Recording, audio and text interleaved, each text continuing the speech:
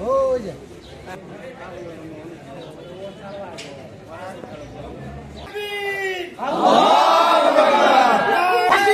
ফাঁসি চাই, ফাঁসি চাই, তাজুলের ফাঁসি চাই, ফাঁসি চাই, নুর ইসলামের ফাঁসি চাই,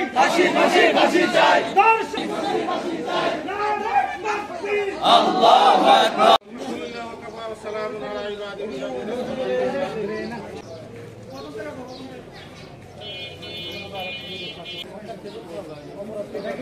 কোরআনের আইন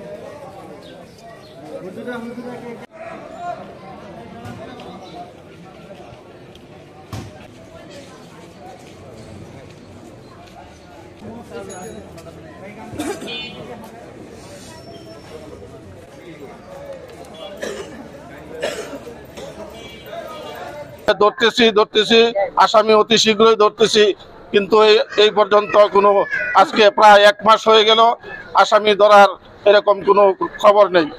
তখন তার সহযোগিতায় তাকে মারধর করে, টাকাটা প্রথম দিছে, দেওয়ার পরে মারধর করে যে তারা কুপ্রস্তাব দিছে, প্রস্তাবে রাজি হয় না, যার কারণে তারা মারধর করে এবং জোরপূর্বক ভাবে এক পর্যায়ে তাকে দ্বিতীয় তলায় নিয়ে রুমের মধ্যে আটকায় দেয়।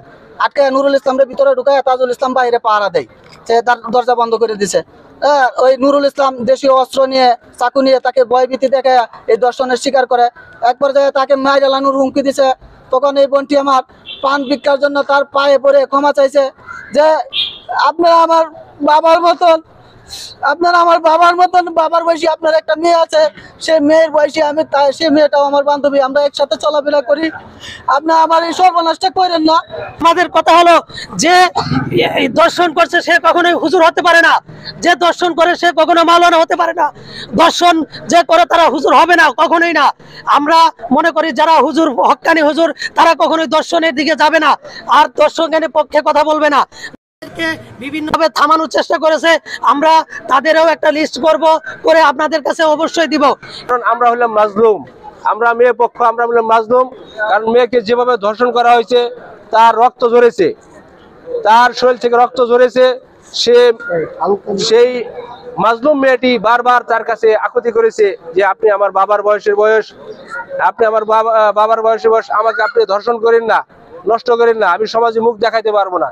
কিন্তু সেই পাষণ্ড, তার মন একটু গলেনি। সেই আরেকজনের সহযোগিতায় নির্জন একটা কক্ষের মধ্যে আবদ্ধ রেখে তাকে ধর্ষণ করেছে। সেই মেয়েটা আজকে আত্মহত্যা করার মতো অবস্থা। সে বলছে যে আমি যদি এই সুষ্ঠু বিচার না পাই তাহলে আমি আত্মহত্যা করতে বাধ্য হব।